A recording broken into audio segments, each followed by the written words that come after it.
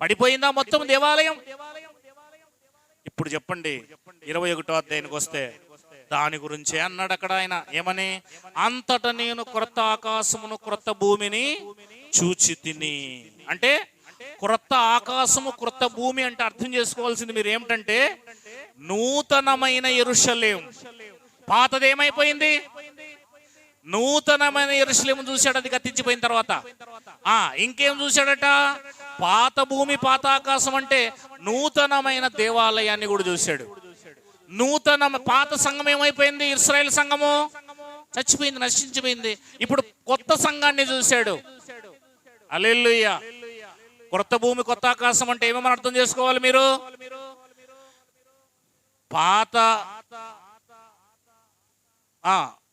పాత నిబంధన, క్రొత్త నిబంధన.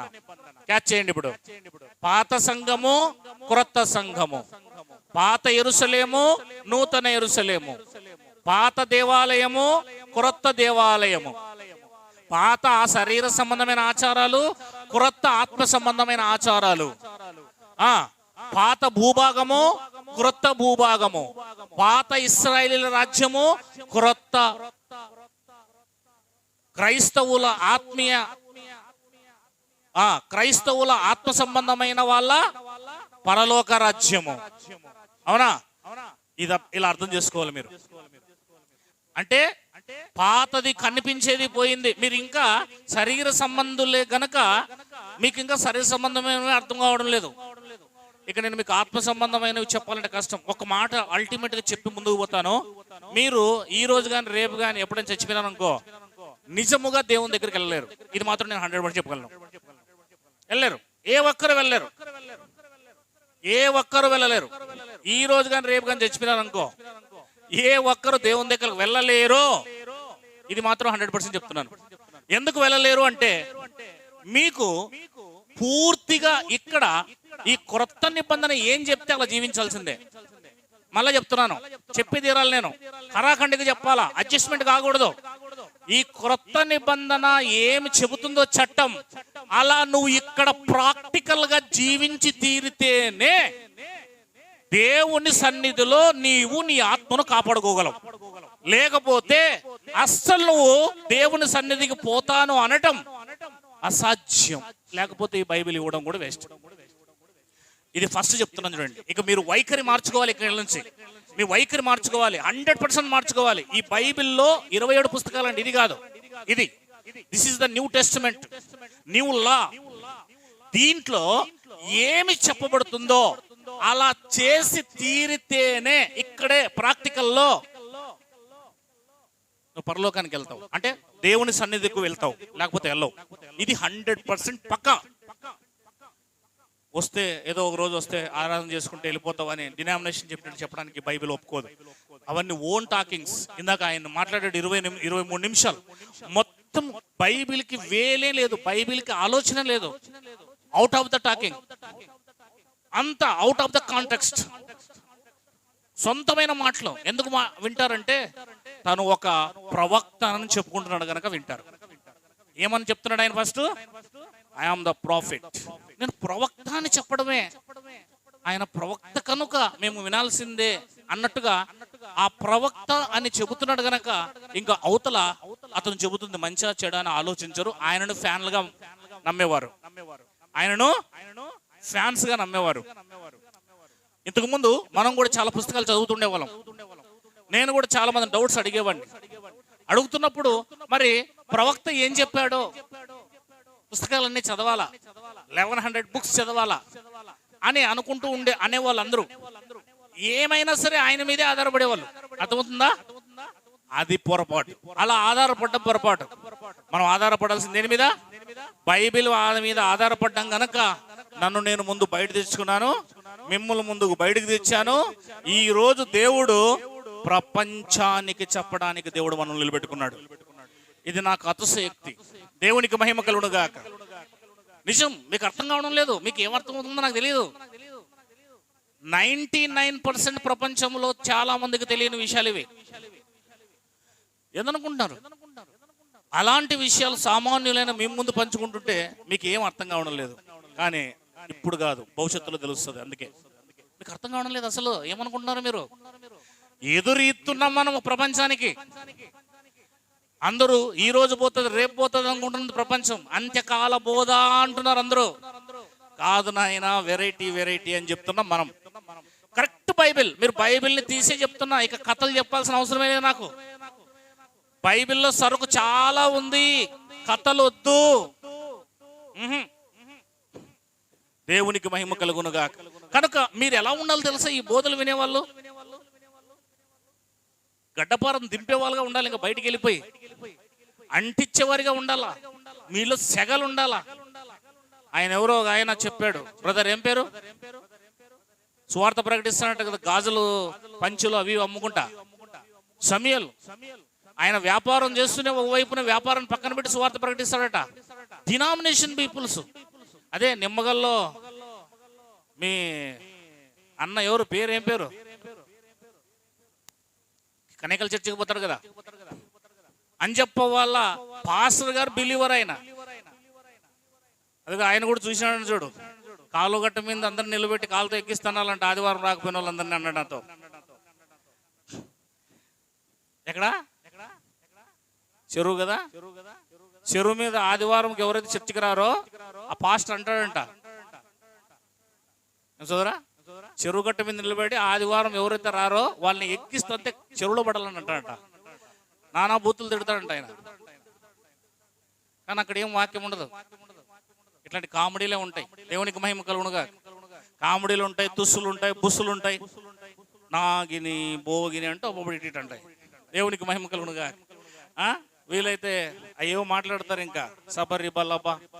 అమ్మా మీరు కూడా నేర్చుకోండి. దేవునికి మహిమ కలుగునుగా. హల్లెలూయా. భాషలు అనేదలకే ఆ గిజ్జోరికి నా గురించి మాట్లాడతారు అనుకుంటాడు. దేవునికి మహిమ. హల్లెలూయా. ఎందుకంటే నేను రోజున ఒక ఆయన దగ్గరికి వెళ్ళినప్పుడు ఆయనను కూడా అడిగాం మనం, అవునా? అడిగితే ఏమన్నాడు ఆయన? మన పక్కలో ఉండే ఆయన కూడా భాష మాట్లాడేటప్పుడే, అవునా? వాళ్ళ స్టేజెస్ చూడండి, వాళ్ళ ఉన్నత చదువులు చూడండి, కానీ వాళ్ళకి ఇంకా బైబిల్ గురించి నో నాలెడ్జ్. అది 2 గంటల సేపు చేతులు కట్టుకొని విన్నాడు. అర్థమైందా? సరుకుంది కాబట్టి వింటారు. దేవునికి మహిమ కలుగునుగా. నిజం చెప్తున్నాను, ఇక్కడ నిలబడి రోజుకు 5 గంటల సేపు 10 సంవత్సరాలు చెప్పినా నా దగ్గర సరుకుంది. మీరు వినగలగాల. దేవునికి మహిమ కలుగునుగా. కానీ ఏం చేయాలో అర్థం కావడం లేదు. అంతా ఏం చేయాలా, ఎక్కడ పెట్టాలా సరుకు? అందుకే ఆన్లైన్ ప్రేయర్లు, అందుకే ఉపవాస ప్రార్థనలు, అందుకే పల్లెల పరిచర్లు, ఇవన్నీ జరగాలి. నేను వాక్యం చెప్పాలి.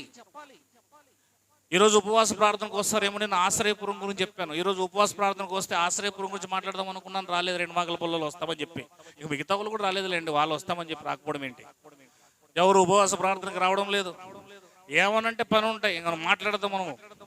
మళ్ళీ కారు మేపిస్తా చూసారితో. దేవునికి మహిమ కలుగునుగా. రైట్, రావాలి, ప్రార్థనలకు రావాలి, ఉపవాస ప్రార్థన పెట్టుకోవాలి, పల్లెల పరిచయలు పెట్టుకోవాలి, సువార్తలకు తిరగాలి. ఏమనుకుంటున్నారు? ఆశ ఉండాలి.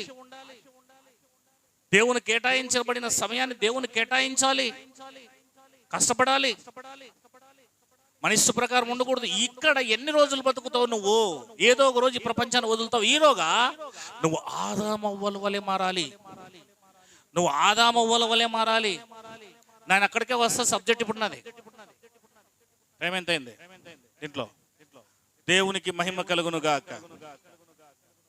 దీంట్లో ఎంత అయింది చూద్దండి. ప్రకటన గ్రంథం, ప్రకటన గ్రంథం.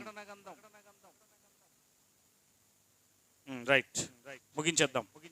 ప్రకటన గ్రంథం 21వ అధ్యాయం. ప్రకటన గ్రంథం 21వ అధ్యాయం. ఇప్పుడు చెప్పండి, కరెక్ట్ గా లింకప్ అయిందా? అంతటా, అంతటా అనగా తర్వాత. ఏమని అర్థము? తర్వాతే కదా అర్థము. అయిన తర్వాత అని కూడా వస్తుంది కదా అర్థము. అయిపోయిన తర్వాత అని కూడా వస్తుంది కదా అర్థము. Very good. ముగించబడిన తర్వాత. ఇంగ్లీష్ లో ఏమన్నాడంటే and, I Shah a new heaven and a new earth. And అంటే అర్థం ఏంటి? పైన దాని కింద అని. మరియు తెలుగులో అర్థం. అండ్ అంటే అర్థం ఏంటి? మరియు. కనుక అంతటా నేను అంటే అర్థం ఏంటి? 18th చాప్టర్లో close the Jerusalem chapter close అయిపోయింది. అందుకే పాత భూమి పాత ఆకాశం గతించిందన్న మాట 21వ అధ్యాయంలో చెప్పాడు. ఎంతమంది ఆమె అంటారు?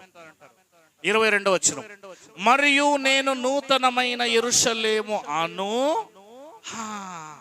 ఓ వెరీ గుడ్, దేవునికి మహిమ కలుగును గాక. ఇప్పుడు పైన కొత్త భూమి కొత్త ఆకాశం అన్నాడు, మరలా మొదటి భూమి మొదటి ఆకాశము గతించింది అన్నాడు. తర్వాత వెంటనే 2వ వచనంలో ఏమన్నాడు? నేను నూతనమైన యెరూషలేము అన్నాడు. చూడండి, అంటే క్రొత్త భూమి క్రొత్త ఆకాశం అంటే నూతన యెరూషలేమా? ఇప్పుడు పాత భూమి పాత ఆకాశం అంటే ఈ భూమి ఈ ఆకాశం కాదా?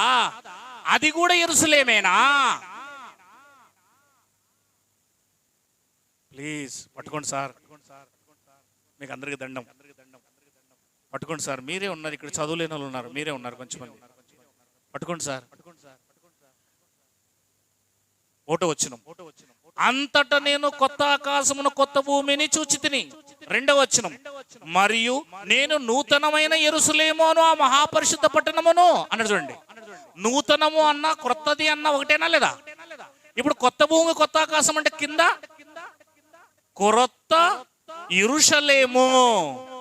ఇప్పుడు క్రొత్త యెరూషలేము అన్నప్పుడు ఆపోజిట్ గా పాత భూమి పాత ఆకాశం అన్నప్పుడు ఏమనుకోవాలి అక్కడ మనము? పాత యెరూషలేము. ఆన్సర్ వచ్చేసింది కదా? ఇంకా ఆన్సర్ వచ్చిందా లేదా?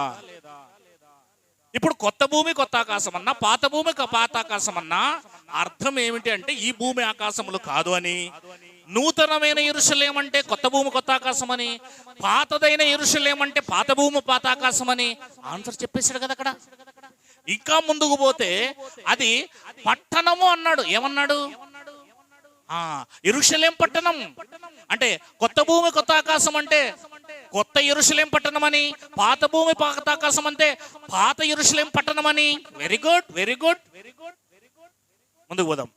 తన భర్త కొరకు అలంకరింపబడే పెళ్లి కుమార్తె వలే అన్నాడు. చూడండి, ఇప్పుడు చూడండి, దాన్నే నూతనమైన యెరూషలేం అన్నాడు, దాన్నే పట్టణం అన్నాడు, దాన్నే భార్య అన్నాడు. ఏమన్నాడు? ఇప్పుడు క్రొత్త భూమి క్రొత్త ఆకాశం అంటే భార్య, పాత భూమి పాత ఆకాశం అంటే పాత భార్య. ఇంతకన్నా ఏమండి? క్లియర్ అయిపోయింది కదా. పాత భార్య ఎక్కడ పోయింది? 17-18 అధ్యాయంలో మహావేశ్య కనుక విడాకులు ఇచ్చేశాడు. అర్థమైందా? 19వ అధ్యాయంలో కొత్త ఆమెను పెళ్లి చేసుకున్నాడు. That's all. అదే కొత్త భూమి కొత్త ఆకాశం. ఆన్సర్ వచ్చిందా? ఎంతమందికి అర్థమైంది? ఏమర్థమైంది చెప్పండి తొందరగా. కొత్త భూమి కొత్త ఆకాశం అంటే భూమి ఆకాశాలు కాదని, కొత్త భూమి కొత్త ఆకాశం పాత భూమి పాత ఆకాశం అంటే భూమి ఆకాశాల గురించి మాట్లాడలేదని, పాత యెరూషలేము గురించి నూతన యెరూషలేము గురించి మాట్లాడాడని, పాత పట్టణం గురించి నూతన పట్టణం గురించి మాట్లాడాడని, పాత భార్య గురించి కొత్త భార్య గురించి మాట్లాడాడని, పాత భార్యకు 17-18లో విడాకులు ఇచ్చేశాడని, కొత్త భార్యను వివాహం చేసుకున్నాడని. ఎంతమందికి అర్థమైంది ఇప్పుడు? పాత నిబంధన, నిబంధన అంటే అర్థం ఏంటి? నిబంధన అంటే అర్థం ఏంటండి? ఒప్పందం. ఏమన్నా ఒప్పందము? హోషేయ గ్రంథం. నేను హోషేయ గ్రంథాన్ని కూడా చెప్పాలి మీకు. ఇంకా అది కూడా రెడీ అయి ఉన్నాను. యాకోబు గ్రంథం రెడీ అయి ఉన్నాను, యాకోబు పత్రిక. మీరు ఎప్పుడు నన్ను రిసీవ్ చేసుకుంటారో నాకు తెలియదు. అవన్నీ హైలైట్ గ్రంథాలండి. 19వ వచనం, 2వ అధ్యాయం 19వ వచనం. అదిగో నీవు నిత్యము నాకుండునట్లుగా. నీవు నిత్యము అంటే ఇది భవిష్యత్తులో ఇశ్రాయేలు గురించి మాట్లాడుతున్నాడు. ఇది భవిష్యత్తు ఇశ్రాయేలీలు. పాత ఇశ్రాయేలు గురించి కాదు. నీవు నిత్యం, నిత్యం అంటే కొత్త నిబంధనే కదా. నిత్య నిబంధన ఏది? నీవు నిత్యము నాకుండునట్లుగా నేను నీతిని బట్టి తీర్పు తీర్చుట వలనను. నీతి, నీతి అంటే కొత్త భూమి కొత్త ఆకాశంలో ఏం నివసిస్తుంది? నీతిని బట్టి తీర్పు తీర్చుట వలనను, దయాదాక్షిణ్యములు చూపుట వలనను నిన్ను ఏం చేసుకుంటాను? నిన్ను ఏం చేసుకుంటాను?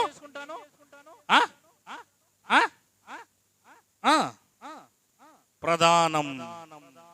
బాగా చెప్పారు. మళ్ళీ ఎందుకు కాదో అవునో అన్నట్టుగా ఆగిపోతారు ఏంటి? కొరింథీయులకు రాసిన 2వ పత్రిక 11వ అధ్యాయం. దీన్ని ఇలాగే పట్టుకుని ఉండండి. ప్రదానం చేసుకుంటాను అని వాగ్దానం చేశాడా? వాగ్దానం చేశాడా? వాగ్దానం చేసిన దేవుడు నమ్మలేని దేవుడా? Very good. రెండవ వచనం. దేవాశక్తితో మీ ఎడల ఆసక్తి కలిగి ఉన్నాను. ఎందుకనగా పవిత్రురాలైన కన్యకనగు ఒక్కడే పురుషునికి అనగా క్రీస్తునకు సమర్పింపవలని మిమ్మును ప్రధానము ఏమన్నా అర్థమైందా? యేసుక్రీస్తుకు ఎవరిని ప్రదానం చేశాడు? ఇశ్రాయేలీయుల్ని. ఏం చేశాడమ్మా? ప్రదానం. ఎక్కడ చెప్పాడు ప్రదానం చేస్తారని? ప్రదానం చేస్తారని ఎక్కడ చెప్పాడు? ఏంటండి మీరు ఇటు చూడాలా? ఎక్కడ చెప్పాడు ప్రదానం చేస్తానని? హోషేయ గ్రంథం 2:19 ప్రదానం చేస్తానని ఎక్కడ చెప్పాడు? పౌలు ద్వారా ప్రదానము చేసేసాడు. అంటే హోషేయ గ్రంథం భవిష్యత్తా? అప్పుడుదేనా? భవిష్యత్తులో ఎక్కడ నెరవేరుతుంది? కొత్త నిబంధనలో 2వ కొరింథీయులకు రాసిన పత్రిక 11వ అధ్యాయము 50వ వచనమా? 50వ వచనమా? మరి అంటారు లేదో అని చూద్దామని అంతే. దేవునికి మహిమ కలుగును గాక. ఇప్పుడు రండి 2వ అధ్యాయము హోషేయ గ్రంథం 20వ వచనం. అది అలా పట్టుకోమని చెప్పాను కదా. ఏం చెప్పండి తీసేది? నీవు యెహోవాను ఎరుగునట్లు నేను నమ్మకమును బట్టి నిన్ను ప్రదానము చేసి అది. ఇప్పుడు చెప్పండి, ప్రదానం చేసుకుంటాను అంటే క్రొత్త నిబంధన అని అర్థం. ప్రదానం అంటే అర్థం ఏంటి? నిబంధన చేసుకోబోతున్నాడు ఆమెతో. ఆమెను క్రొత్తగా పెళ్లి మరలా చేసుకోబోతున్నాడు. నేను అందుకే అంటున్నాడు ఆమె నేను ఏం చేస్తానంటున్నాడు? ప్రదానం. మలాకి గ్రంథం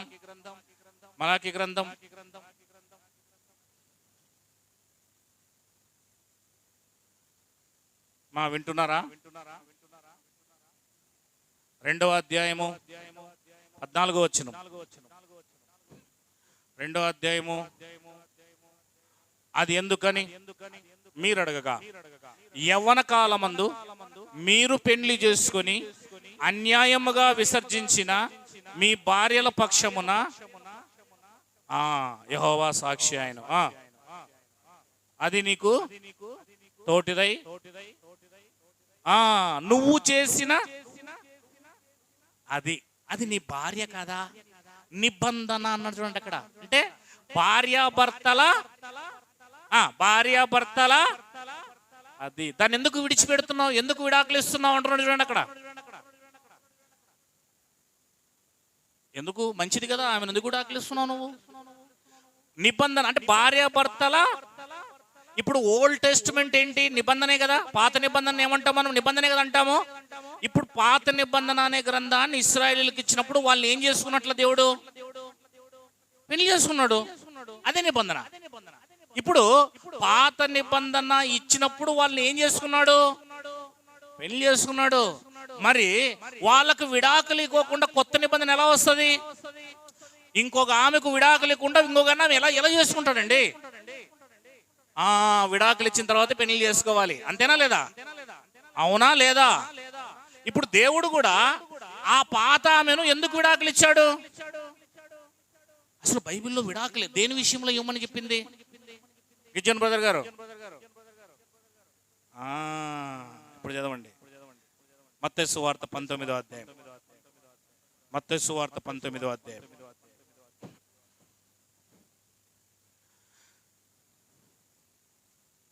9. మరియు వ్యభిచారము నిమిత్తమే తప్ప తన భార్యను విడనాడి మరి ఒకతను పెళ్లి చేసుకుని వాడు వ్యభిచారము చేయుచున్నాడు.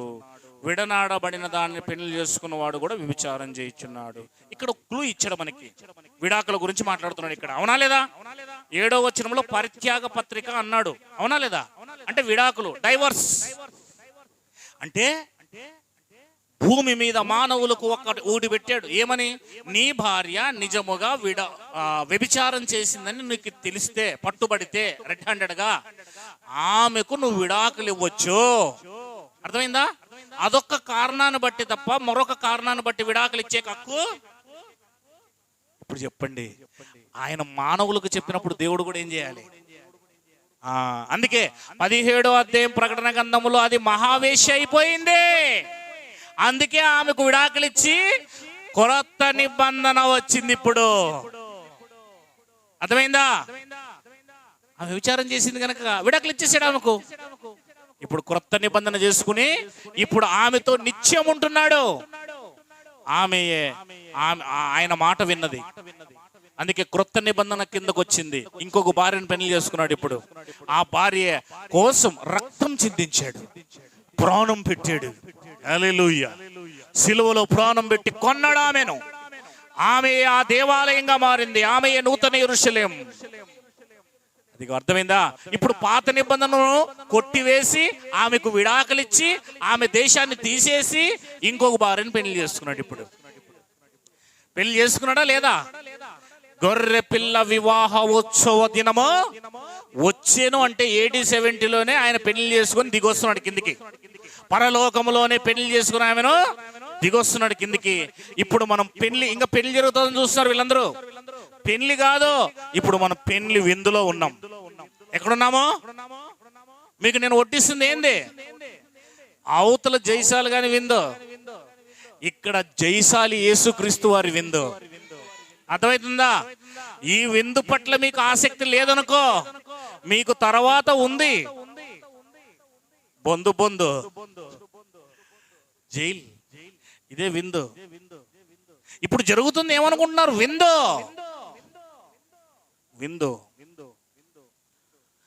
అందుకే ఒకే ఒక ఛాన్స్ అందుకే ఇచ్చాడు. వ్యభిచారి అయిపోయింది చెబుతూ వచ్చాడు ఆమెతో, మారు. అందుకే హోషేయ గ్రంథములో వ్యభిచారం చేయబడిన, వ్యభిచారం చేస్తున్న దాన్ని పెళ్లి చేసుకోమన్నాడా లేదా? హోషేయని గోమెరును పెళ్లి చేసుకుంది. పెళ్లి చేసుకున్న తర్వాత పిల్లలు కన్నది. ఒక మగ పిల్లను, ఒక ఆడపిల్లను, ఒక మగ పిల్లను, మళ్ళా ముగ్గురిని. ఆ ముగ్గురు కూడా 1వ అధ్యాయంలో ఉంటారు. తర్వాత మనం చూద్దాం. అన్ని ప్రతి దానికి ఆత్మీయ అర్థం ఉంది. మీరు అవన్నీ ఈ బైబిల్లో ఉన్న విషయాలు తెలుసుకుంటేనే భవిష్యత్తులో యేసుక్రీస్తు వారి విషయాలు అర్థమవుతాయ్యా. హల్లెలూయా. అందుకే మరలా ఆమెను కొన్నాడు రక్తం ఇచ్చి. ఆమె 1,44,000 మందిగా బయటకు వచ్చింది. ఆమె పెళ్లి చేసుకుంది. అందుకే గొర్రె పిల్ల భార్య అన్నాడు ఆమెను. ఏ భార్య? 19వ అధ్యాయం ప్రకటన గ్రంథం. అర్థమైన వాళ్ళు ధన్యులు. 19:1 అటు తర్వాత అంటే 18వ అధ్యాయంలో పాత భార్య ఏమైపోయింది? విడాకులు. అటు తర్వాత బహుజన జన సమూహముల శబ్దం వంటి గొప్ప స్వరము పరలోకములో ఇలాగ ఎక్కడంటే ఇది పరలోకంలో అంటండి. గొప్ప అంటే అది ఎప్పుడైతే నాశనం అయిపోయిందో పరలోకంలో ఏం జరుగుతున్నాయి? ప్రభువును స్తుతించుడి, హల్లెలూయా అనే శబ్దాలు వస్తున్నాయంట పైనుంచి. రక్షణ, మహిమ, ప్రభావములు మన దేవునికే చెల్లును. ఆయన తీర్పులు సత్యములు న్యాయములై ఉన్నవి. తన వ్యభిచారముతో భూలోకమును చెరిపిన గొప్ప వేశ్యకు ఆయన తీర్పు తీర్చి. చూసారా? వ్యభిచారముతో భూలోకమును అంటే భూలోకం కాదు, యెరూషలేము ప్రాంతము అని అర్థం. గొప్ప వేశ్య అంట. ఆయన తీర్పు తీర్చి తన దాసుల రక్తమును బట్టి దానికి ప్రతిదండన అయిపోయింది. ప్రతిదండన. అదే మనకు 21వ అధ్యాయం లూకాసు వార్తలో పోయినసారి చెప్పాను, నేను చదివి చూపించాను మీకు. నేను వెంజియన్స్, ప్రతీకారం, ప్రతిదండన అనే మాట విన్నారా? గుర్తుకొచ్చిన వాళ్ళంతా ఆమెను చెప్పండి. మరి రెండవసారి వారు ప్రభువును స్తుతించుడి అనిరి. పరలోకంలో జరుగుతున్నాయి, హల్లెలూయా అంటున్నారు. ఆ పట్టణపు పొగ, ఏ పట్టణపు పొగ? యెరూషలేం యుగ యుగములు పైకి లేచుచున్నది. యుగ యుగములు అంటే అలా లేస్తుందని అర్థం. అప్పుడు ఆ 24 పెద్దలను 4 జీవులను సాగిలపడి ఆమేన్ ప్రభువును స్తుతించుడని చెప్పుచు, మరలా 3వసారి పరలోకములోనండి ఆ గొర్రెపిల్ల భార్య, పరలోకములో ఉన్న వారందరూ ఏం చేస్తున్నారంట? అసలు దేవుణ్ణి స్తుతిస్తున్నారంట అండి. ఇక్కడ భూమి మీద ఈ లోకం నాశనం అయిపోయింటే, ఇది నాశనం అయిపోతా ఉంది, అక్కడ స్తుతిస్తున్నారు వాళ్ళు. సింహాసనాసీనుడైన దేవునికి నమస్కారం చేసిరి.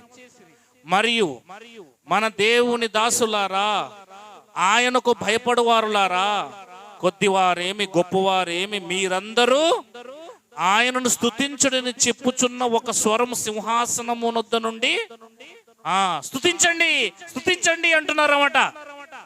అప్పుడు అందరు కలిసి ఏం చేస్తున్నారు? దేవునికి స్తోత్రం, హల్లెలూయా, దేవునికి స్తోత్రం అంటున్నారు. మనం వాళ్ళు అంటారు దేవునికి మహిమ కలుగును గాక. వాళ్ళు పరలోకంలో ఉండేవాళ్ళు కాబట్టి. 6 అప్పుడు గొప్ప జన సమూహపు శబ్దమును, ఇప్పుడు ఎలా స్తుతించారంట? ఒక పెద్ద గొప్ప విస్తారమైన సముద్రం శబ్దం ఎట్లా వస్తుందో అట్లా పరలోకములో ఒక జన సమూహము ఏం చేసిందంట? శబ్దం. ఏమని? విస్తారమైన జలముల శబ్దమును, బలమైన ఉరుముల శబ్దమును పోలిన ఒక స్వరం, సర్వాధికారియు ప్రభువునగు మన దేవుడు ఏలుచున్నాడు. ఏంటి? అంతవరకు ఏలడం లేదా? లేదో. వింటున్నారా? ఏలుచున్నాడంటే రాజ్యం వచ్చిందనే కదా. ఎప్పుడొచ్చింది రాజ్యం? ఆ రాజ్యం పోవాలి, ఈ రాజ్యం రావాలి, దానికి అంతం రావాలి, దీనికి ఇది ఆ రాజ్యం స్టార్ట్ కావాలి. మీకు ఎక్కడ లేఖనాలు గుర్తుకొస్తున్నాయా? చెప్పండి, ఏ లేఖనాలు గుర్తుకొస్తున్నాయి? దీనికి టచింగ్ లేఖనాలు టక్క టక్క ఒక 4 చెప్పండి. ఇంకా అంత ఎదగాలంటే ఒక 40 సంవత్సరాలన్నా పడుతుంది, నాకు తెలుసు. దేవునికి మహిమ కలుగునుగా. చదువుదాం. అదే అంత ఫార్వర్డ్ లో ఉంటేనే మరి మీకు అర్థమవుతుంది నేను చెప్పేది. సర్వాధికారియు ప్రభువగు మన దేవుడు ఏలుచున్నాడు, ఆయనను స్తుతించుడి.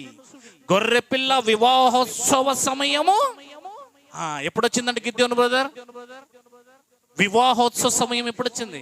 వివాహ ఉత్సవం. వివాహం రోజున ఏం చేస్తారు? ఒక పండగ. ఎవరి వివాహం? ఇప్పుడు ఒక ఆమెకు విడాకులు అయిపోయిన తర్వాత నెక్స్ట్ ఆమెకు ఏం చేయాలి? ఆయన పెళ్లి చేసుకోవాలి. ఇప్పుడు వచ్చిందండి వివాహ సమయం. వివాహ సమయం వచ్చింది. ఆయన భార్య తన్ను తాను సిద్ధపరుచుకొని ఉన్నది గనుక మనము సంతోషపడి ఉత్సహించి ఆయనను మహిమపరచెదమని చెప్పగా వింటిని. ఎవరి భార్య? ఎవరి భార్య? ఎవరేం భార్య అమ్మా? యేసుక్రీస్తు భార్య ఎవరు? యేసై భార్యనే. ఎవరు? ఎవరమ్మా లాస్ట్ లో ఉండేవాళ్ళు? ఎవరి భార్య? మనం కాదు, అదొకటి తెలుసుకోండి చాలు. మనం అని అంటున్నారు అందరూ, అది హోలీ స్పిరిట్ లీడింగ్ కాదు. హల్లెలూయా. 8 మరియు ఆమె ధరించుకున్నటకు ప్రకాశములను నిర్మలమునైన సన్నపు నార బట్టలు ఆమెకి ఇవ్వబడెను, అవి పరిశుద్ధుల నీతి క్రియలు. అంటే ఆమె ఎలా భార్య అయింది? ఆమె భార్య అవడానికి కారణం ఏంది? నీతి క్రియలు చేసింది, నీతిగా జీవించింది, యేసుక్రీస్తును ధరించుకొని యేసు ప్రభులా చెప్పినట్లు జీవించింది. అంటే ఇదిగో ఈ క్రొత్త నిబంధన ప్రకారం జీవించింది, అందుకే భార్య అయింది. నీతి అంటే ఏంటి? యేసుప్రభు నమ్మడం, ఆయన రక్తాన్ని నమ్మడం, ఆయన రక్తాన్ని విశ్వసించడము, ఇక ఆయన ఏం చెబితే చచ్చినా బ్రతికినా అలా జీవించటం, అదే నీతి. అలా బ్రతికింది కనుక ఆమె భార్య అయింది. 8, మరియు ఆమె ధరించుకున్నటకు ప్రకాశములను నిర్మలమైన సన్నపు నార బట్టలు ఆమెకి ఇవ్వబడిన, అవి పరిశుద్ధుల నీతి క్రియలు. మరియు అతడు నాతో ఇలాగ చెప్పెను, గొర్రె పిల్ల విందునకు పిలువబడిన వారు ధన్యులని వ్రాయుము. అది ఇప్పుడు మనం విందులోకి వచ్చాం. ఇప్పుడు ఎక్కడ వచ్చాము? ఇప్పుడు ఉన్నాం చూడండి విందులో. ఇదిగో ఇప్పుడు మనమంతా ఎక్కడున్నామ్మా? యేసుక్రీస్తు వారి భార్య సింహాసనం మీద కూర్చొని ఉన్నారు. మనం ఎక్కడున్నాం తెలుసా? వాళ్ళని చూస్తూ విందులో వాక్యం అనే విందు చేస్తున్నాం. ఈ విందు వాక్యం అనే విందు. ఎందుకంటే మనం వాళ్ళ దగ్గరికి వెళ్ళి పోవాలి. మనం కూడా ఎక్కడికి వెళ్ళాలి? ఈ విందు తిని వాళ్ళని కలుసుకోవాలి. That's all. ఆత్మ సంబంధమైన పెళ్లి కుమారుడు, ఆత్మ సంబంధమైన పెళ్లి కుమార్తె, ఆత్మ సంబంధమైన మందిరములోనికి ఆరాధించడానికి వచ్చిన మనము ఆత్మ సంబంధమైన వాక్యం అనే విందు. That's all. ఈ విందు ఎవరు బాగా తింటారో, ఈ విందు కోసం ఎవరు రోజు కష్టపడతారో, ఈ విందులో ఉన్నట్టుగా ఎవరు జీవిస్తారో, ఈ విందే నా శాశ్వతమైన బ్రతుకుతారో, వారు ఆవలగట్టకి వెళ్ళి ఆయనతో ఉంటారండి. నాకు ఈ విందొద్దు, నాకు ఆదివారం వద్దు, నాకు శనివారం వద్దు, నాకు బైబిల్ స్టడీ వద్దు, నాకు ఆన్లైన్ ప్రేయర్ వద్దు, నాకు నిద్ర వస్తుంది అంటారోనండి. వాళ్ళకి ఆ విందు లేదు, ఆ తర్వాత అక్కడ దేవుని దగ్గరికి పోయేది ఉండదండి. వ్యర్థమండి. కనుక ఇక్కడ కూర్చున్న వాళ్ళు మీకును దీని ద్వారా వింటున్న అందరికీ నేను ఏం చెప్తున్నానంటే, నీవు భౌతికంగా ఎంత కష్టపడుతున్నావో 7 రోజులు, దానితో పాటు ఒక నిమిషం ఎక్కువగా దేవుని గురించి కష్టపడాలా. అంటే 24 గంటలు నువ్వు లోకం కోసం బ్రతుకుతూ ఉంటే 24 గంటల 1 నిమిషం దేవుని కోసం ఆలోచించాలి. అంటే ఆలోచించి ఒక మెట్టెక్కువ దేవుని కోసం ఆలోచించాలా. అంత మైండ్, అంత జీవితము, అంత ప్రార్థన, అంత దేవుని సేవ, అంత సువార్త, దేవుడే దేవుడే దేవుడే. నువ్వు ఒక పెద్ద ఉద్యోగం చేస్తున్నా అక్కడ పాపం చేయడానికి, తప్పు చేయడానికి ఒకవేళ అవకాశం వస్తుందనుకో, ఆ ఉద్యోగానికి రాజీనామా అయినా చేయాలి, కానీ హోటల్లో కప్పు గిన్నెలైనా కడగాల, కానీ నీతిగా బ్రతకాల. ఇది ఈ లోకపు జీవితం. నిజాయితీగా బ్రతకాల. అర్థమవుతుంది అనుకుంటున్నా. చావు అయినా పర్వాలేదు, దేవుని కోసం బ్రతకడానికి ప్రయత్నం చేయాలి. ఆవలగడ్డకి వెళ్ళిపోతాం. ఇది నేను చెప్పే మాట 100% అండి. మీ ప్రాణములను మీరు రక్షించగోరితే మీరు పోగొట్టుకుంటారు. మీ ప్రాణములు నా కోసం పెడితే మీరు రక్షించుకుంటాడు అన్నాడు యేసయ్య. ఊరికే చెప్పలేదు. పాపం చేసి 10 కోట్లు సంపాదించడం కంటే నిజాయితీగా 10 రూపాయలు సంపాదించడంలోనే సంతోషం ఉంటుంది. దేవునికి మహిమ కలుగునుగాక. అది సంతోషం ఉంటుంది. అలా సంపాదించు. నీకు ఒక 5 కోట్లు ఇస్తాను, నువ్వు వాడిని మర్డర్ చేయ, నో, నీకే కావాలంటే 5,000 ఇస్తాను, దయచేసి అట్లా పని చేయొద్దని చెప్పు. వాడిని మోసం చేయి, వాడిని దొంగిలించు, వాడిని చెడుపు, వాళ్ళని వ్యభిచారం చేయి, వాళ్ళని లేపేయి. అస్సలు ఇది మన డిక్షనరీలోనే ఉండకూడదు. అసలు మన ఆలోచనలో ఉండకూడదు. పాపం మన మస్తిష్కానికి వచ్చిన మరుక్షణమే మోకరించి భయపడి దేవుని ప్రార్థన అడగాల. అంతగా మనం బ్రతకాల. దేవునికి మహిమ కలుగునుగాక. పాపం చేయడం కాదు, పాపము తలంపు వచ్చేనే భయం కలగాల. తలంపు రాకుండానే మనం భద్రం కలిగి ఉండాలంటే ఈ వాక్యం అనే విందుని లోపల నిండుగా మెండుగా ఉంటేనే అసలు ఆలోచనలు రావండోయ్. దేవునికి మహిమ కలుగునుగాక. రావడానికి అవకాశం లేదు. అదేంతో నీకు తెలిస్తే, దేవుడు ఏంటో నీకు తెలిస్తే. నేను చెప్పాను కదండి, ఈ లోకం ఎప్పటికీ నాశనం కాదు, నీవు చనిపోయిన తర్వాత నీ ఆత్మ కూడా ఎప్పటికీ నాశనం కాదు. మరి నరకం ఎలా ఉంటుందో ఒక్కసారి అంచనా వేసుకో. ఆఫ్టర్ 20-30 సంవత్సరాల జీవితాన్ని ఈ వాక్య ప్రకారం జీవించకుండా నువ్వు నీ స్వార్థం కోసం బ్రతికితే ఈ లోకము నాశనం కాదు, దేవుని రాజ్యము నాశనం కాదు, ఇటు నిత్య నరకం భయంకరమైంది, అది నాశనం కాదు. ఎలా ఉంటుందో ఊహించుకో. వచ్చిన ఒక్క అవకాశాన్ని నువ్వు కాలదన్నుకుంటే భయంకరమని బైబిల్. మీరు ఆలోచించాలండి. భయముతో కాదు దేవుని భక్తి చేయాల్సిందే, దేవుని ప్రేమతో భక్తి చేయండి. హల్లెలూయా. యాక్టివిటీస్ మారిపోతాయండి, లేకపోతే మారరు. ఆ విషపు లక్షణాలు మనలో ఉండి మనం అలా పరలోకానికి వెళ్ళలేం. ముందు పరలోకానికి వెళ్ళాలంటే we are come to this place. చెప్పి ముగించేస్తాను, జాగ్రత్తగా వినండి. హల్లెలూయా. మరలా ఒక్కసారి కొత్త వాళ్ళు కూడా వచ్చారు కదా. ఎవరిక్కడ? ఆదాము హవ్వలు, అంతేనా? మొదటి మానవులు వీళ్ళేనా? 1వ అధ్యాయం 2వ అధ్యాయంలో వీళ్ళు ఉన్నప్పుడు పాపం చేశారా? లేదు. వారు ఏం కలిగి ఉన్నారు? నిత్య జీవమును కలిగి ఉన్నారు. ఇంకేం కలిగి ఉన్నారు? మహిమ. ఏం కలిగి ఉన్నారు? మహిమ కలిగి ఉన్నారు. అవునా లేదా? అంటే వీళ్ళకు పాపము లేదు, వీళ్ళకు మరణము లేదు, శరీర మరణం ఉంది. కానీ వీళ్ళకి ఏ మరణం లేదంటే ఆత్మీయ మరణం లేదు. వీళ్ళు చనిపోతే నరకానికి వెళ్ళరు. కానీ 3వ అధ్యాయములో వీరు దేవుని ఆజ్ఞను అతిక్రమించినప్పుడు, దేవుని మాటను ధిక్కరించినప్పుడు వారికి ఏమొచ్చింది? మరణం వచ్చింది. గనుక ఏదేను తోటలో నుండి దేవుడు వాళ్ళని గెంటేశాడు.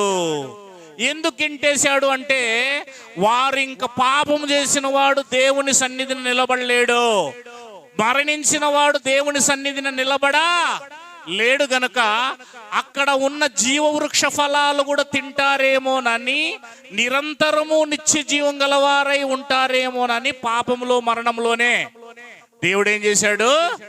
వారిని ఆ జీవవృక్ష ఫలము నుండి గెంటి బయటికి పడేశాడు. అవునా? ఎప్పుడైతే వాళ్ళు పాపములోకి మరణంలోకి వచ్చారో ఇప్పుడు వీళ్ళు ఈ ప్రపంచంలోకి ఏం తీసుకొచ్చారు? పాపాన్ని మరణాన్ని తీసుకొచ్చారు. వీళ్ళకు పుట్టిన ప్రతి ఒక్కడు కూడా పాపముతో, ఆ పాపపు క్రియలతో మరణాన్ని కలిగి పుడుతున్నాడు. అలా పుడుతూ ఉండగా దేవుడు ఏం చేశాడు అంటే కొంతకాలానికి అబ్రహామును దేవుడు పిలుచుకున్నాడు. అబ్రహాముతో దేవుడు వాగ్దానం చేశాడు, ఈ మరణాన్ని పాపాన్ని తీసివేసి తిరిగి ఆదామవ్వలున్న స్థలానికి తీసుకువెళ్ళే ఒక వ్యక్తి ఉన్నాడు. ఆయనే యేసుక్రీస్తు. ఆయన దేవుడు. ఆయన మానవుడుగా భూమి మీదకి దిగి వస్తేనే, బలియాగం అవుతేనే ఆయన ద్వారా మాత్రమే తిరిగి మనము ఏదైనా తోటలోకి వెళ్ళగలము అని చెప్పి అబ్రహాముతో దేవుడు వాగ్దానం చేశాడు. వాగ్దానం చేసిన తర్వాత ఆయనకు పిల్లలు పుట్టారు. ఇస్సాకు, యాకోబు. 12 గోత్రకర్తలు, వాళ్ళందరూ ఐగుప్తులకు వెళ్ళారు. ఆ తర్వాత మోషే ద్వారా పాత నిబంధన గ్రంథం ఇచ్చి, ఆ పాత నిబంధన గ్రంథముతో ఇక్కడి నుంచి వచ్చిన ఐగుప్తీలలో నుంచి వచ్చిన ఇశ్రాయేలీలతో మ్యారేజ్ చేసుకున్నాడు దేవుడు. ఏం చేసుకున్నాడు? దాన్నే వివాహం అంటాం. అవునా లేదా? ఈ నిబంధన ద్వారా వివాహం జరిగింది. ఆ తర్వాత వాళ్ళు కనాను దేశములోకి, వాగ్దాన దేశములోకి వెళ్ళారు. అబ్రహాముకు చేసిన వాగ్దాన దేశం ఏది? కనాను దేశంలోకి వెళ్ళారు. ఇక్కడ ఈ చట్ట ప్రకారం, మోషేకి ఇచ్చిన చట్ట ప్రకారం వాళ్ళు జీవించాలి. ఎప్పుడైతే చట్ట ప్రకారం జీవించారో వాళ్లకు దేవుడు ఏం చేస్తాడంటే విడాకులు ఇస్తాడు. ఏమిస్తాడు? అది వ్యభిచారం అవుతుంది. దాన్ని ధర్మశాస్త్ర ప్రకారం నడవకపోతే అది ఏమవుతుంది? వ్యభిచారం అవుతుంది. ఏమవుతుంది? వ్యభిచారం. అర్థమవుతుందా? కనుక వాళ్ళు కింగ్స్ వచ్చారు, రాజులు వచ్చారు. ఆ తర్వాత వాళ్ళు చాలా సార్లు దేవుని వదిలిపెట్టారు. ఒక 70 సంవత్సరాలు నెబుకద్నెజర్ కాలంలో వాళ్ళు ఎక్కడికి వెళ్ళిపోయారు? చెరకు వెళ్ళిపోయారు. మరలా తీసుకొచ్చాడు, మరలా దేవాలయం కట్టారు. అయినా వాళ్ళు మార్పు రాలేదు. ఇక యేసు ప్రభువును వాగ్దానం చేశాడు కదా, 3వ అధ్యాయం ఆదికాండం 15లో అబ్రహాము దగ్గర ధర్మశాస్త్రములో ఇశ్రాయేలు ప్రవక్తలతో, రాజులతో, దావీదుతో, అదిగో ఆ రాజు క్రీస్తు వారు భూమి మీదకి శరీరధారిగా కన్యక గర్భములో, ఈ ఆదాము వాళ్ళు మట్టి శరీరములో ఎలా ఉండేవారో పాపం లేనప్పుడు నిత్య జీవములో అలా పుట్టాడు. అర్థమవుతుందా? అందుకే ఈయనకు వీళ్లకు లింకప్ ఉంది. ఈయన పాపం చేయకముందు వీళ్ళు పుట్టారు, మరణం లేకముందు వీళ్ళు పుట్టారు. అలాగే ఈయన పుట్టాడు. ఇక్కడ పుట్టిన వీళ్ళందరికీ తేడా, మనకు తేడా ఉంది ఇక్కడ. హల్లెలూయా. అర్థమవుతుంది అనుకున్నా? తలకెక్కాలి మీకు. ఆదాముకు ఎలాంటి ఛాన్స్ ఇచ్చాడో దేవుడు, అలాంటి ఛాన్సే ఇచ్చాడు సేమ్. ఎవరికి? యేసుక్రీస్తుకి. అందుకే ఈయన మొదటి ఆదాము పాపం చేసి పడిపోయాడు. కానీ ఈ ఆదాము కొండ మీద 40 రోజులు ప్రార్థన చేసేటప్పుడు పాపం చేయడానికి శోధించాడు సాతాను. కానీ ఈ ఆదాం పడిపోయినట్టుగా పాపాన్ని, మరణాన్ని తీసుకురాలేదైనా. ఈయన ఏం తీసుకొచ్చాడంటే జీవాన్ని తీసుకొచ్చాడు. దేవునికి మహిమ కలుగునుగా. అప్పుడు ఆయన క్రొత్త నిబంధన, పాత నిబంధన గ్రంథాన్ని కొట్టివేసి క్రొత్త నిబంధన గ్రంథాన్ని పరిశుద్ధాత్మ ద్వారా, అపోస్తుల ద్వారా, ప్రవక్తల ద్వారా స్థాపించి, ఇదిగో రెండవసారి కట్టిన మందిరాన్ని పడగొట్టి, అదిగో వీళ్ళకి విడాకులు ఇస్తానన్నాడు కదా వ్యభిచారం చేసినందుకు, ఈ దేశాన్ని పడగొట్టి ఇక్కడున్న ప్రజలను చంపేసి ఇక్కడున్న వారిని రాజ్యం తీసేసి వాళ్ళకు ఏమిచ్చాడు?